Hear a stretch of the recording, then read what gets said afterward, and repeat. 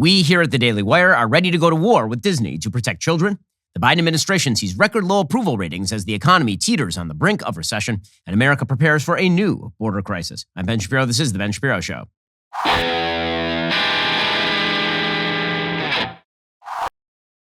The Ben Shapiro Show is sponsored by ExpressVPN. I talk about them every single show. Why haven't you gotten a VPN yet? Get ExpressVPN right now at expressvpn.com/Ben. We'll get to the news in just one moment. First, you may have noticed that inflation is taking a rather large toll on your paycheck. In fact, the average American family, according to Bloomberg, is going to spend over $5,000 extra this year compared to what they spent last year because of inflation. Now might be a great time to get yourself out of the United States dollar and into gold. The value of your IRA or 401k has likely ballooned thanks to the longest bull market run in American history, but after every bull run comes the recession. And right now, stock valuations are at those historic highs, only seen before the Great Depression and the dot-com crash. In the face of teetering global stability, stock volatility is way up, so it might be time to cash out just a little bit and put that money into gold from Birch Gold. That is correct. Birch Gold will help you convert those gains you have on paper into a real physical asset. And oh yeah, it'll still be in a tax-sheltered account. Nice try, Uncle Sam. Get started now. Text Ben to 989898. With thousands of satisfied customers and an A-plus rating with the Better Business Bureau, Birch Gold can help you protect your savings. Text Ben to 989898 to get a free information kit on gold. There's no obligation to get this information. Text Ben to 989898 to protect at least some of your winnings with gold. Well, as we've been talking about, the employees at Disney are apparently ready to indoctrinate your kids in queer theory and wokeness and sexual indoctrination. This is what they are ready to do. I don't say this because I'm attributing motive to them. I say this because they said it. There was an all-hands meeting over at Disney in which multiple employees talked about spooning a bunch of left-wing sexual values into children's programming. They said, in fact, that this was their goal. They talked about how when you go to Disneyland, from now on, we have to be very, very careful that you don't label little girls princesses because they might be insulted. They might, in fact, be princes. You can no longer say things like ladies and gentlemen, boys and girls. Not only that, they say that they want to make this, according to the corporate president of Disney, who has 2 queer children. She says 1 pansexual child, nobody knows what that means, and 1 trans child, which seems to be kind of a coincidence. I mean, it's amazing, all of the genetic variation in one family there. But this Disney corporate president said that she wants 50% of all characters at Disney to be LGBTQIA plus minus divided by sign, fractional sign, percentage sign. She wants half of the characters to be that or people of color. Half. Okay, because the idea is that your child must learn their values. Must learn their values. And this sheds a new light on the opposition that we have seen from the left to the Florida Parental Rights and Education Act. Now, I'll be honest. Originally, I thought that when the left saw the bill, the reason they freaked out is because they were misinterpreting the bill. They hadn't read it. They just listened to all the advocacy groups who said that the bill was called Don't Say Gay. And they literally thought, because some of them do, that the bill banned the word gay in the state of Florida, which clearly it does not, since I've now said the word gay several times in the course of this program, and I've said it many times over the course of the past couple of weeks, and not once has someone broken down the door to haul me away.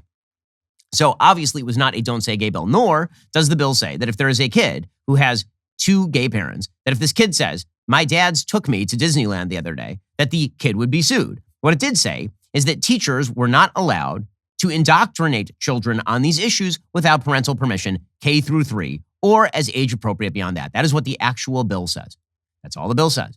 So originally I thought that it was just a misinterpretation. Maybe it was just that the left didn't understand the bill. Then you see the footage from the Disney employees who are saying overtly that they wish to convert your children to a particular way of thinking about sexual mores and about gender identity and about boys being girls and girls being boys. They wish to do this. And there's one employee who literally said, and I quote, that this person said that they are pushing a, quote, not so secret gay agenda, or not at all secret gay agenda. This is what the person said. That's not my words. That's their words. It would be a conspiracy theory if I said it. If they say it openly to each other on tape, that's no longer a conspiracy theory. It's just the thing that they are saying out loud. And so you have to wonder at this point, the reason that they're opposing the bill in Florida, is it because they misconstrue the bill or because they actually understand the bill? And they oppose the bill on its merits. They want small children indoctrinated with their values, which is, of course, why it is a priority to them to put in animated shows for small children, lesbian couples making out, and why it's important for there to be trans and non-binary and non-cis characters in children's cartoon programming. It is not for the good of your child. It is because they wish to hijack your child and to separate you from your child and to teach your child their values. You are the enemy as a parent. Well, we here at the Daily Wire, for months and months and months, we have been talking and putting into place a plan to do children's content. Because the simple fact is that we've known for a long time that the left has been skewing children's content. Well, we announced yesterday that over the next 3 years, we would be investing $100 million here at the Daily Wire into making children's entertainment content. The reason being, I'm a parent. I have 3 kids, 8, 5, 2. And it used to be that I could turn on Disney Plus and feel relatively safe that if my 5-year-old grabbed a hold of the remote and hit anything, that it would be okay. I no longer have that sort of faith. I didn't have that much faith before. I pre-screened virtually everything my kids saw. Now I have less than no faith. Now I have negative faith. And I think a lot of parents feel the same way. We feel slapped in the face. We feel that companies like Disney wish to hijack our children and use our own children against us and turn our children against us on behalf of their own values because they want to create a utopia for the adults. That's what this is.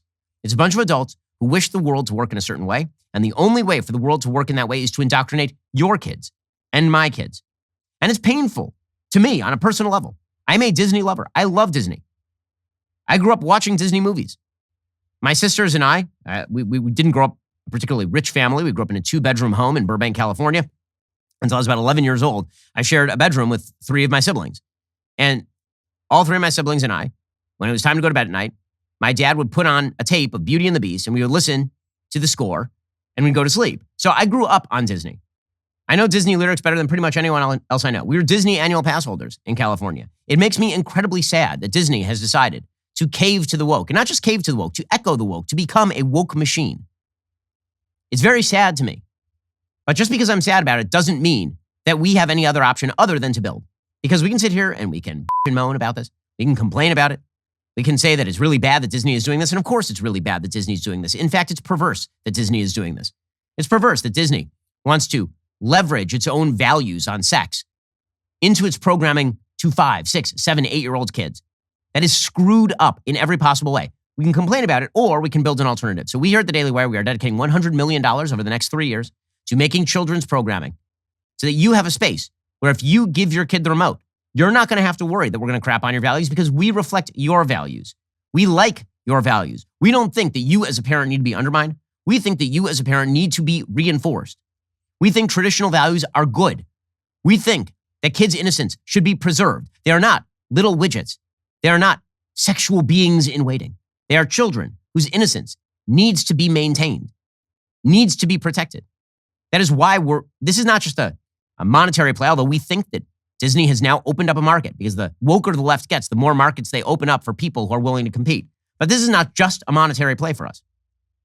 It is a monetary play because we believe in capitalism, but it is more than that. It's an ideological play. We think that you, people like you, parents who are listening to this program, that you are not willing to risk your kids and their future and the way that they think about the most important issues in life simply because Disney has a license to use Star Wars. We don't think that that is who you are as parents. And so we are going to produce an alternative. It's not just enough to say that people should not consume Disney product because, I mean, listen, I won't. You know, when it comes to the new Lightyear movie, I have no intention of showing my 5-year-old boy a Lightyear movie in which there are lesbians making out. This is not on my priority list. I have no intent on showing my kids that film. None. Okay, but it's more than that. Because it's one thing to say that you're going to temporarily pull your dollars from Disney or that you're going to pull your dollars from a particular Disney movie. It's another thing to start building alternatives. Places where you know that your values won't be pissed and spit upon. Places where you know that the left is not going to prey upon your children. And that's what we're intending on building here at Daily Wire. So as I say, yesterday, the Daily Wire co-CEO, small g, small k, God King Jeremy Boring, announced that we here at the Daily Wire would be dumping $100 million into development of television shows for kids at DW Kids. Here's what it sounded like. Because of the great reporting of Chris Rufo, we got to see leaked footage from inside Disney of high-up Disney employees saying things like, we have a not-so-secret gay agenda. Saying things like, make sure I get this quote right, we're adding in queerness wherever we can, and that, quote, no one is trying to stop the producer who was doing so. Another executive within the company said, if anything, we don't have enough LGBTQIA representation in content made for very small children. So what are we going to do about it? Well, we're going to do the same thing we always do. We're going to build alternatives. Americans have enormous economic might. They just don't have any alternatives. The Daily Wire is building those alternatives. And today, I'm proud to tell you that we will be launching Daily Wire Kids.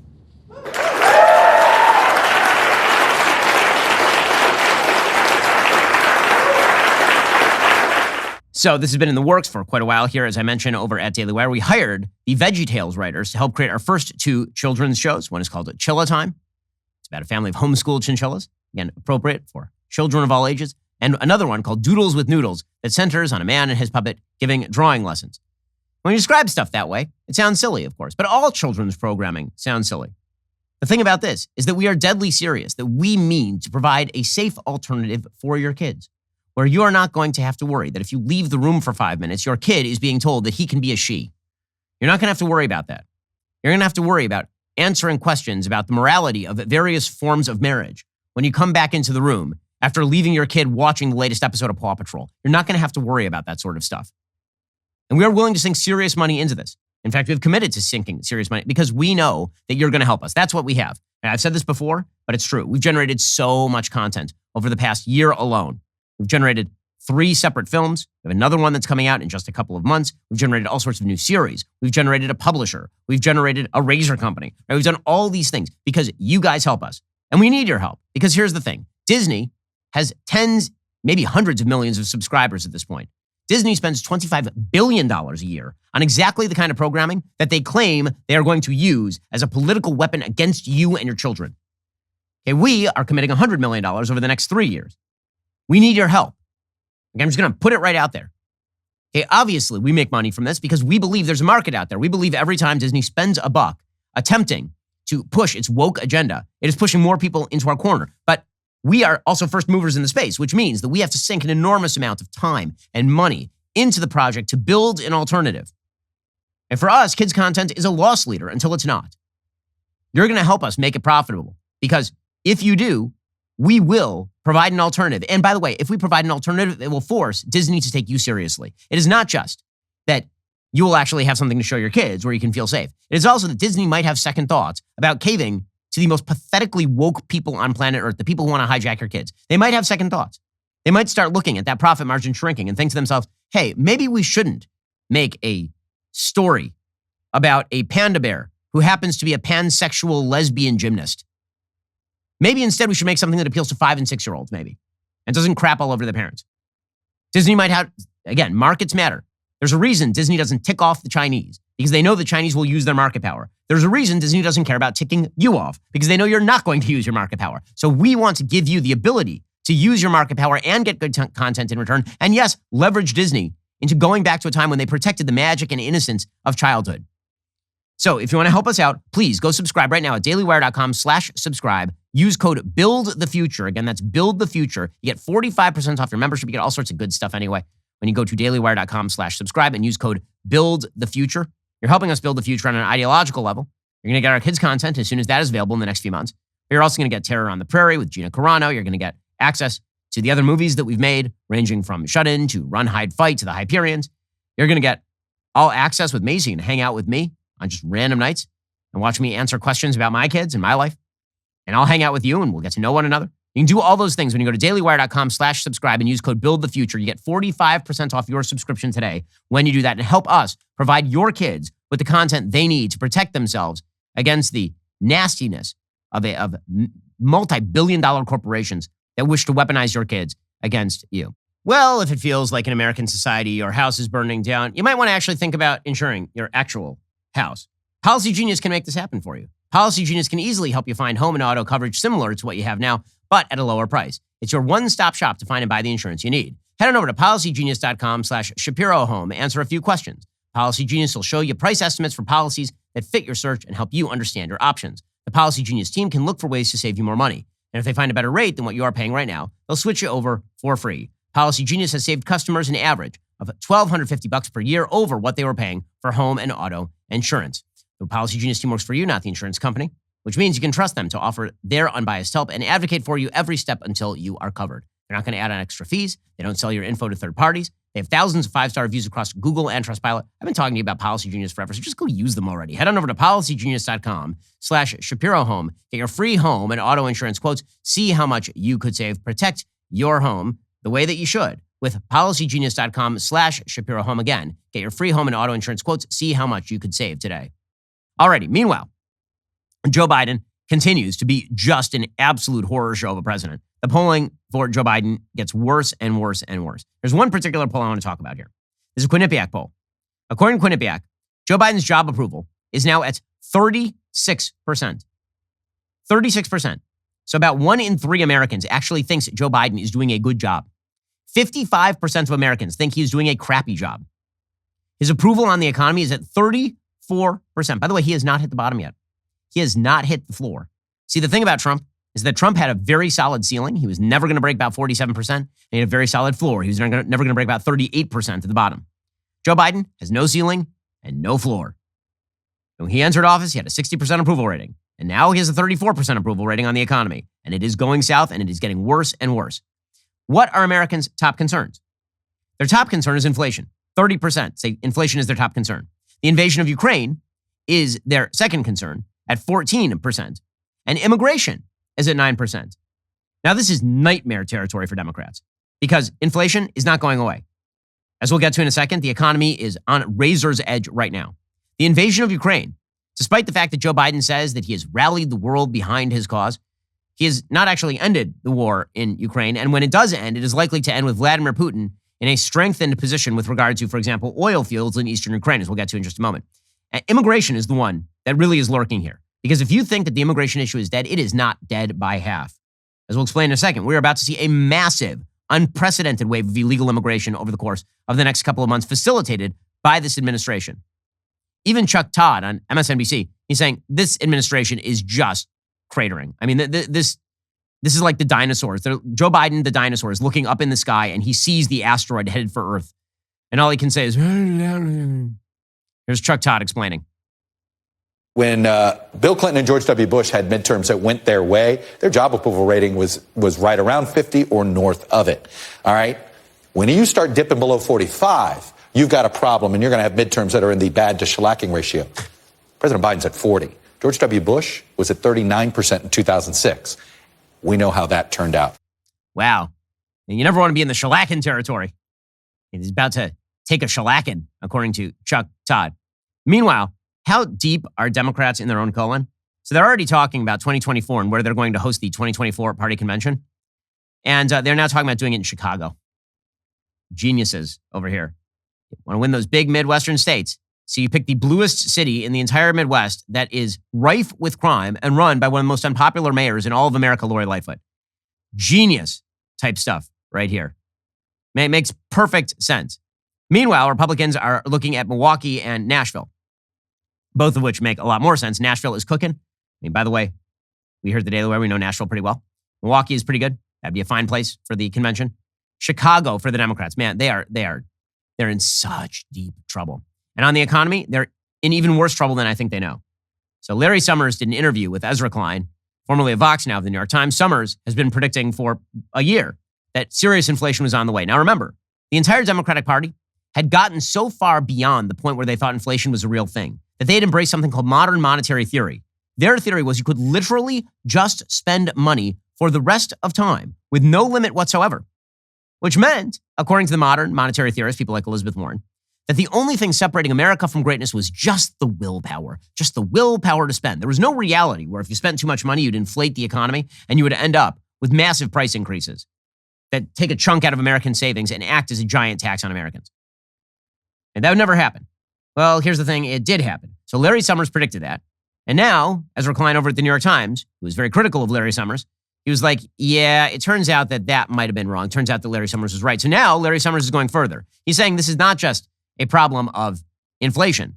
He's saying that we are basically going to fall into recession at this point. I think the likelihood is that we will not return to 2% inflation without having at least a mild recession.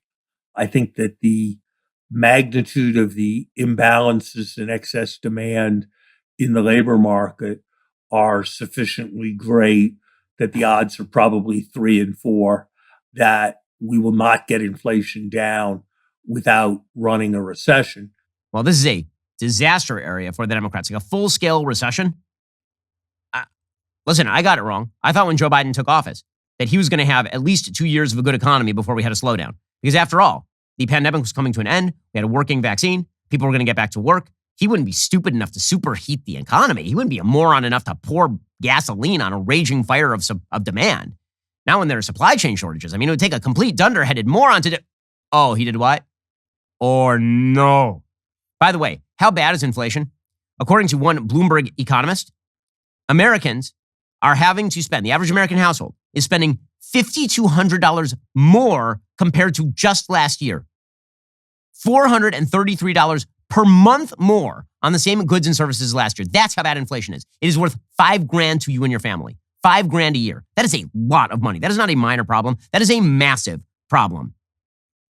These economists say accelerated depletion of savings will increase the urgency for those staying on the sidelines to join the labor force. The resulting increase in labor supply will likely dampen wage growth.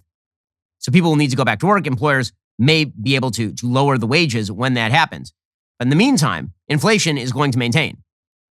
So speaking of inflation, that rapid inflation that is driving people out of their homes, now would be an excellent time for you to refinance. Like if you're thinking about that home, you're thinking about that mortgage, that is your biggest monthly bill. And you should just be prepared.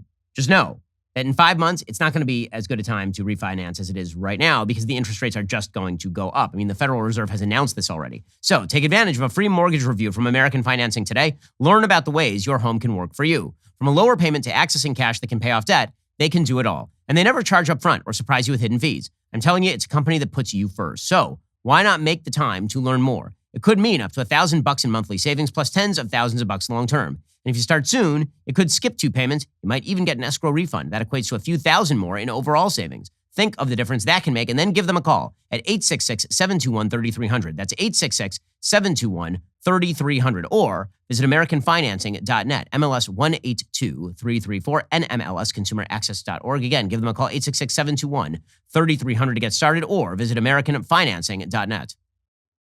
Now, you might think at this point that the Biden administration would do something differently. After all, the alarm bells should be going off.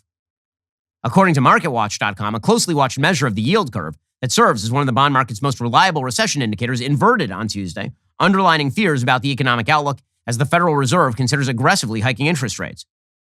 The widely followed spread between 2-year bonds and 10-year Treasury yields intermittently dipped below zero. It's down from more than 160 basis points a year ago. The last time the spread inverted was August 30th, 2019. Traders are responding to the likely need for Fed policymakers to deliver a larger than normal half-point rate hike and possibly more soon in order to combat inflation. Jerome Powell had opened the door to that a little bit earlier this month. According to Mark Haefele, a chief investment officer at UBS Global Wealth Management, the risk of an abrupt slowdown or recession has increased, along with the prospect of a swifter sequence of rate rises from the Federal Reserve and disruptions due to the war in Ukraine. They were too slow to hit the interest rate increase button. And so now they're going to have to slam on the brakes and people's face is going to hit the steering wheel. That would be what that recession feels like right there. Meanwhile, even Biden's own economic advisors are saying, you know what we need to lower the gas price? Wait for it. Oil supply. Here is Biden economic advisor Brian Deese saying we need more oil supply. As we'll find out in just a minute, this administration has no intention of increasing oil supply. We need more supply of oil in the short term so that we can bring down prices, because it is the case that the gas is up about $1 because we have shut off access to Russian oil to the global market. We've done that. It's the right thing to do. Democrats and Republicans alike supported that effort to end imports of Russian oil. And now we have to bring more supply on. That's about U.S. production. It's also about using our reserves and working with producing countries around the world. That's exactly what we're doing. Okay, well, here's the thing. You're not actually doing that. How do I know that? Because according to worldoil.com and Bloomberg, the Biden administration doesn't anticipate selling offshore drilling rights in the Gulf of Mexico through at least October 2023, effectively stretching a delay in that activity to a 3rd year, according to economic projections included in its newly released budget proposal.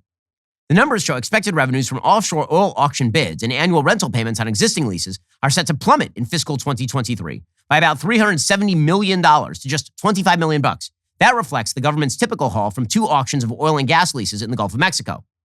The anticipated offshore leasing pause comes despite the war in Ukraine and high costs for oil, gas, and gasoline that have prompted administration officials to implore energy companies to pump more crude. The Gulf of Mexico generates about 15% of the nation's crude production. Based on the revenue projections in the Biden budget, there could be at least a 3-year gap in the sale of new offshore oil and gas leases, according to Eric Milito, the head of the National Ocean Industries Association. He said, it's pretty clear there are no new lease sales on the horizon in their mind from a budgeting standpoint until fiscal year 2024. So they're not even selling new leases in the Gulf of Mexico. So if you're a company and you're looking to invest, are you going to invest in that oil and gas company that can't even buy a lease in the Gulf of Mexico because of this administration? So at the same time, they're saying, you know what we need? We need to increase the oil supply. They're saying we won't even sell leases to drill in the Gulf of Mexico. That's unbelievable. Interior Department officials have maintained there is no longer a leasing pause. Under a court order, the Interior Department sold oil and gas leases in the Gulf of Mexico last November. But a federal judge later invalidated the auction after finding regulators didn't analyze its climate impacts. Though required by federal law, a new 5-year plan for selling leases is not on track to be in place by June 30th, when the current Obama-era program expires. This would translate into reduced oil and gas production of about 500,000 barrels per day between 2022 and 2040, according to an analysis released by the American Petroleum Institute. So they are actively preventing new drilling in the Gulf of Mexico at the same time that gas prices are spiking. These geniuses, these absolute flaming geniuses. So speaking of low oil supply and really, really high prices, thanks, Joe. If you really want to cut back on those oil prices, don't wait for Joe Biden to fix it. Instead, head on over to Get Upside. I've been talking to you about this app for a very long time. My listeners are earning cash back for every gallon of gas every time they fill up. Just download that free Get Upside app in the App Store or Google Play right now. Use promo code Shapiro for 25 cents per gallon or more on your first fill up, cash back. Don't pay full price at the pump anymore. Download the app for free. Use promo code Shapiro for 25 cents per gallon or more on your very first tank of gas. And it's not just for gas. You can earn up to 30% cash back at grocery stores, restaurants, and food delivery too. You can cash out anytime to your bank account or get an e-gift card for select retailers and brands. Again, download that free Get Upside app. Use promo code Shapiro to get 25 cents per gallon or more cash back on your very first tank of gas. Use that promo code Shapiro right now. That's promo code Shapiro. Again, you are paying way too much money for gas because you're an American. Americans right now paying way too much money for gas because of Joe Biden. But you don't need to fall prey to all of Joe Biden's scurvy, scallywaggish plans. Instead, head on over to that free Get Upside app today. Use promo code Shapiro. Get 25 cents per gallon or more cash back on that very first tank. Okay, so issue number one for Americans. You're spending way too much money. Inflation's our number one issue. Our number two issue is the situation over in Ukraine. The problem with the situation over in Ukraine is it doesn't look like there is any sort of wonderful off-ramp that is available right now. A lot of mixed signals coming out of Russia at the moment. So on the one hand, according to the Jerusalem Post, Russia and Ukraine are in the midst of productive negotiations. The Jerusalem Post says, Russia and Ukraine will resume their peace talks online on April 1st, a senior Ukrainian official said on Wednesday, after the latest round of negotiations ended in Turkey. Ukrainian negotiator David Arakamia said in an online post that Ukraine had proposed the country's two leaders should meet. Russia responded by saying more work needed to be done on a draft treaty. A possible peace deal between Ukraine and Russia will be put to a national referendum in Ukraine as soon as Russian troops withdraw to their positions from before the invasion, according to Ukrainian negotiator Mikhailo Podolyak, which is sort of an interesting thing. So they want to sign some sort of peace deal with the Russians in which the Russians retreat and withdraw, and then they'll put it to a referendum to see whether the Ukrainians go for it. Does that sounds weird, and it would be strange if Putin went for that. Podolyak said he was optimistic after the talks in Istanbul, as did the presidential advisor Alexei Arestovich, who claimed Ukraine had improved its negotiating position since before the start of the invasion on February 24th. According to Arestovich, Ukraine is pushing to secure neutral status, but with external security guarantees. So in other words, they won't join NATO, but NATO will kind of support them if things go real wrong. According to Ukrainian Deputy Prime Minister Irina Vereshchuk, 3 humanitarian corridors from the Zaporizhia region were negotiated. It's currently unclear when an official meeting between Putin and Zelensky would happen. Podolyak said, noting that Russia has to respond to Ukraine's proposal and figure out logistics. While Ukraine seems optimistic, Russia is differing. According to Press Secretary Dmitry Peskov, he said, quote, the positive thing is the Ukrainian side, at least, has begun to formulate concretely and put down what it proposes on paper. As for the rest so far, let's say, we cannot state anything very promising. So Russia is sending some pretty mixed signals here. On the one hand, Russia is saying that they are withdrawing troops. But the reality is they're not really withdrawing the troops. They've done this sort of thing before. According to John Kirby over at the Pentagon, Russia is repositioning. They are not withdrawing.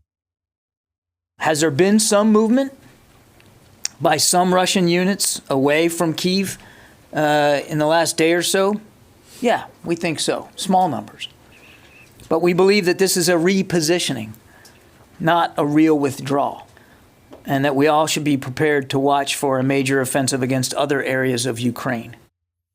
Okay, meanwhile, again, Moscow's chief negotiator Vladimir Medinsky had described proposals from Kyiv in the negotiation as a constructive step, but Dmitry Peskov, that Kremlin spokesperson, he said, no one said the sides have made headway. We can't point to anything particularly promising at this point. Meanwhile, the White House is trying to put a happy face on this. They say, well, probably the problem here is that Putin is just being misinformed by his advisors. They think that everybody around Putin is just lying to him about the situation on the ground. Putin felt misled by the Russian military, which has resulted in persistent tension between Putin and his military leadership. We believe that Putin is being misinformed by his advisors about how badly the Russian military is performing and how the Russian economy is being crippled by sanctions because his senior advisors are too afraid to tell him the truth. Okay, so I have a question. That is a weird thing to say publicly. Maybe it's true that Putin's advisors are lying to him, but if you say that publicly, doesn't that, again, double Putin down into his position? Where is the off-ramp? Alrighty, so there's a theory that's been put out by Bret Stephens over at the New York Times that's kind of fascinating. And he says, what if Putin actually is not miscalculating here? Now, here's what he has to say. And if this is the case, then this is a big win for Putin. Here's what he says, quote, several analysts have compared Putin to a cornered rat, more dangerous now that he's no longer in control of events. They want to give him a safe way out of the predicament he allegedly created for himself. Hence the almost universal scorn poured on Joe Biden for saying in Poland, for God's sake, this man cannot remain in power. The conventional wisdom is entirely plausible. It has the benefit of vindicating the West's strategy of supporting Ukraine defensively. And it tends toward the conclusion that the best outcome is one in which Putin finds some face-saving exit, additional Ukrainian territory, a Ukrainian pledge of neutrality, a lifting of some sanctions. But what if the conventional wisdom is wrong? What if the West is only playing into Putin's hands again? The possibility is suggested in a powerful reminiscence from the Times' Carlotta Gall of her experience covering Russia's siege of Grozny during the First Chechen War in the mid-90s, says Bret Stephens. In the early phases of the war, motivated Chechen fighters wiped out a Russian armored brigade stunning Moscow. The Russians regrouped and wiped out Grozny from afar using artillery and air power. Russia's operating from the same playbook today. When Western military analysts argue that Putin cannot win militarily in Ukraine, what they really mean is he can't win clean. Since when has Putin ever played clean? Gall writes, there's a whole next stage to the Putin playbook, which is well known to the Chechens. As Russian troops gained control on the ground in Chechnya, they crushed any further dissent with arrests and filtration camps and by turning and empowering local protégés and collaborators. So Bret Stephens says, suppose for a moment Putin never intended to conquer all of Ukraine. That from the beginning, his real targets were the energy riches of Ukraine's east, which contain Europe's second largest known reserves of natural gas after Norway. Combine that with Russia's previous territorial seizures in Crimea, which has huge offshore energy fields, and the eastern provinces of Luhansk and Donetsk, which contain part of an enormous shale gas field, as well as Putin's bid to control most or all of Ukraine's coastline, and the shape of Putin's ambitions become clear. He's less interested in reuniting the Russian-speaking world than he is in securing Russia's energy dominance. Canadian energy expert David Knight-Legg says, under the guise of an invasion, Putin is executing an enormous heist. As for what's left of a mostly landlocked Ukraine, it will likely become a welfare case for the West, which will help pick up the tab for resettling Ukraine's refugees to new homes outside of Russian control. In time, a Viktor Orban-like figure could take Ukraine's presidency, imitating the strongman style of politics Putin prefers in his neighbors. If this analysis is right, Putin doesn't seem like the miscalculating losers his critics make him out to be. It also makes sense of his strategy of targeting civilians. More than simply a way of compensating for the incompetence of Russia's troops, the mass killing of civilians puts immense pressure on Zelensky to agree to the very things Putin has demanded all along: territorial concessions and Ukrainian neutrality. Within Russia, the war has already served to Putin's political purposes. Many in the professional middle class have gone into self-imposed exile. The remnants of a free press have been shuttered, probably for good. To the extent that Russia's military has embarrassed itself, says Bret Stephens, it is more likely to lead to a well-aimed purge from above than a broad revolution from below. So maybe that's right. Okay, so if that's right, then Putin is actually not in nearly as bad position as everyone says that he is. And right now, he is putting significant pressure on the West to get Ukraine to make these sorts of concessions, obviously, which is what happens when deterrence fails. German leaders have now triggered the first phase of an emergency plan aimed at preparing for a possible halt to gas deliveries over a dispute with Moscow about payment in rubles. The move by Germany's Minister for Economic Affairs and Climate Action to initiate the early warning phase of its emergency gas plan was precautionary. But they might have to actually implement gas rationing, which is disastrous domestically for Germany, obviously. Putin knows this. So he's been sort of playing around with the ultimatum of forcing Germany to pay for its gas in rubles as opposed to in dollars, which could theoretically be frozen. Meanwhile, Russia has now built a parallel payments system successfully.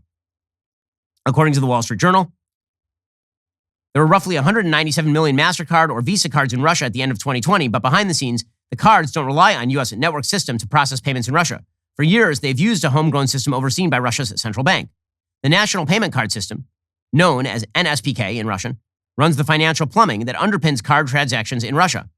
That system was part of Moscow's 8-year effort to insulate the Russian economy from Western financial pressure. And apparently, they've succeeded.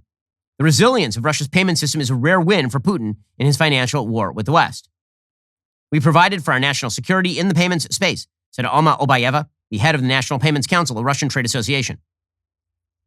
So what this may mean is that Putin has helped his goal, which was to create some sort of financial autarky, independent of Western payment systems, may have been facilitated by this war. Now, maybe this is wrong. Maybe Putin, the conventional wisdom is right. Some of the stuff I've been saying is right. Maybe Putin just miscalculated. He thought there'd be no retaliation, and there was, and now he's stuck. Either way, there isn't a great solution here for Biden. There's no big win here for Biden. There's no parade here for Biden. So again, issue number 1 is inflation. The economy's in the tank. Issue number 2 is Ukraine. Ain't no good solution there. Issue number 3, according to this Quinnipiac poll, is immigration. We'll get to that one in just a moment because that's a disaster too. So if the economy, Ukraine, immigration, all this making you a little queasy right now. I mean, it's making me a little queasy. And that's why I should really go pop on my Relief Band. You got to check out Relief Band. Relief Band is the #1 FDA-cleared anti-nausea wristband. It's been clinically proven to quickly relieve and effectively prevent nausea and vomiting associated with motion sickness, anxiety, migraines, hangovers, morning sickness, chemo, and so much more. How does it work? It really is cool. It's kind of magic. Relief Band stimulates a nerve in the wrist. It travels to the part of your brain that controls nausea.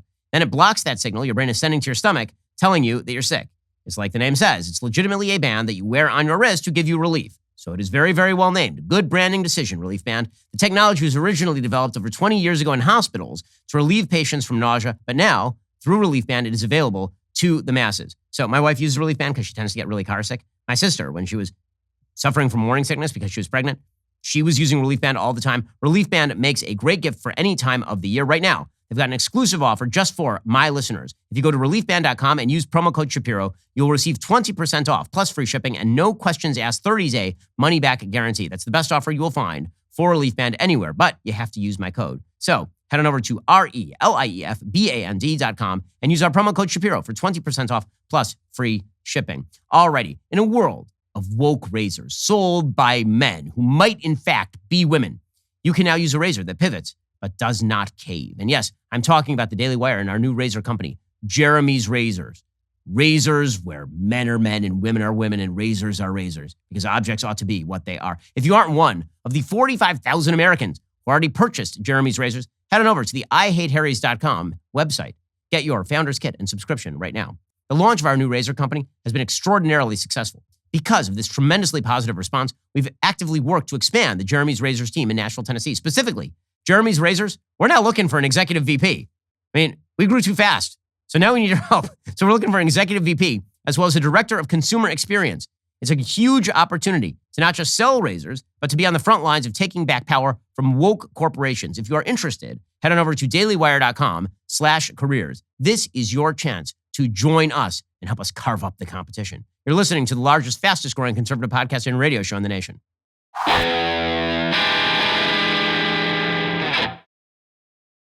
Meanwhile, the Biden administration, that third issue, right? So we've got inflation, real bad. We've got Ukraine, not great, Bob. And now we have a massive, massive border crisis that is about to hit.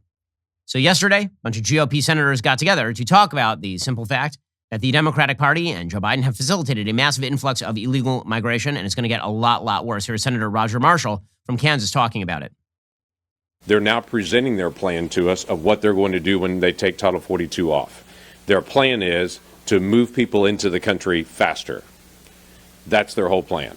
For all practical purposes, This White House has turned our Border Patrol into ushers, a maitre d' saying, come on across the border. And in many Border Patrol sectors, you're seeing them understaffed by about 40% because they simply can't do their job. So that would have been James Langford, as well as Roger Marshall, as well as John Cornyn, talking about the simple fact they are understaffed on the border. Tom Cotton points out that the border records that have been set by this administration in terms of the amount of illegal immigration, which has not wavered, really, throughout the course of this administration, it's about to get a lot worse. Apparently, Joe Biden is not resting on his laurels after setting the record last year. He wants to break his own record in 2022. We might have more than 2 million illegals crossing our border this year. And as you said, Harris, those are not people seeking asylum from persecution. They're coming for one reason. That's because they know that Joe Biden will let them in. Well, that is correct. Hey, how do they know that Joe Biden will let them in? Because according to the Los Angeles Times today, the Biden administration has reportedly drafted a plan to end a controversial border policy by late May that has prevented most migrants from seeking humanitarian protections at the U.S. border. The decision by the Centers for Disease Control and Prevention is not yet final, according to people familiar with the matter, but it would give officials time to prepare at the border before taking effect. Department of Homeland Security officials have been in talks for weeks over how to respond to the potential influx of asylum seekers if the Trump-era policy known as Title 42 ended. The policy invoked a 1944 public health statute to quickly remove migrants either to Mexico or to their home countries in an effort to curb the spread of COVID-19. The CDC reassesses the need for the policy every 2 months and is expected to issue its latest decision this week. Now, I just like to point out here that according to the Biden administration, the CDC has the power to issue eviction moratoria. They believe that the CDC has the power to force employers to vaccinate their employees, or at least OSHA does. But they're really skittish on whether we can bar people who might be COVID positive from crossing the border. That's a problem. Title 42, according to the LA Times, applies to adults traveling alone and to parents traveling with kids. Last year, the Biden administration exempted kids traveling without a parent from being expelled under the policy. Over the last 2 years, border authorities have used Title 42 to expel migrants in about 60% of encounters. That would be 1.7 million expulsions. But now, Biden is preparing an end to the policy. Noah Gottschalk, global policy lead for Oxfam America, which is challenging Title 42, said, quote, "The fact is that after more than a year in office, this administration's COVID policies remain deeply hypocritical, falsely scapegoating asylum seekers at the border for the spread of the pandemic while simultaneously removing COVID restrictions across the country. Without Title 42, migrants would once again be able to seek asylum in the United States. Before the policy was enacted, asylum seekers were screened to determine whether they could stay in the U.S. while their cases moved forward." So, what will be the impact of that? The impact is going to be absolutely earth-shatteringly dramatic. According to CBS News, DHS is now developing contingency plans for several possibilities, including worst-case scenario in which 12,000 to 18,000 migrants would enter U.S. custody daily. Every day. 18,000 migrants every single day. Okay, just to make clear what that means 540,000 migrants entering the United States every single month. Every month. 500,000 migrants entering the United States every month. That's what the Biden administration is doing right now. U.S. border officials who reported a record 2 million migrant arrests in 2021 are currently encountering an average of 7,100 migrants per day, which is still an extraordinary number. If pandemic-era capacity limits are eased, CBP short-term facilities across the border would be able to hold about 16,000 migrants on any given day, but they're not processed inside of one day. So they'd be overwhelmed inside of a day. The government would need to expand Border Patrol's holding capacity to accommodate between 25,000 and 30,000 migrants in the U.S. custody on any given day if the worst-case scenarios materialize, so double it. Such a scenario would also require the government to dispatch up to 2,500 law enforcement officers, 2,750 support staff, and 1,000 medical personnel to the U.S.-Mexico border. A DHS official said that the worst-case scenarios are not government projections. They said that we have to be prepared for the worst. But if they even increase by a factor of 50%, you're talking about 10,000 migrants every single day, 300,000 migrants a month. You spread that over the course of, say, 6 months, and you are talking about 1.8 million. That's like a moderate estimate. If you're talking 500,000 a month, you're talking about 3 million illegal immigrants attempting to cross that border every 6 months. That's insane. So, yeah, is Joe Biden going to have a successful rest of his presidency? Let's just put it this way. He's at 36% now, according to the Q polls. And on the top 3 issues, he is so wildly underwater that it is impossible for him to reach the surface again. This presidency is cratering. It's not just cratering. Half of the Earth has blown off of its axis and is now floating through space. That's how bad the crater is. The asteroid has actually separated the Earth into 2 separate pieces. That's how bad the polling data is. So Joe Biden's administration is in serious, serious trouble. Already, we've reached the end of today's show. However, we'll be back here later today with an additional hour of content. In the meantime, go check out one of our newest podcasts, Morning Wire. Today's episode available right now on Apple, Spotify, or wherever you listen to podcasts. Make sure to tune in. I'm Ben Shapiro. This is The Ben Shapiro Show.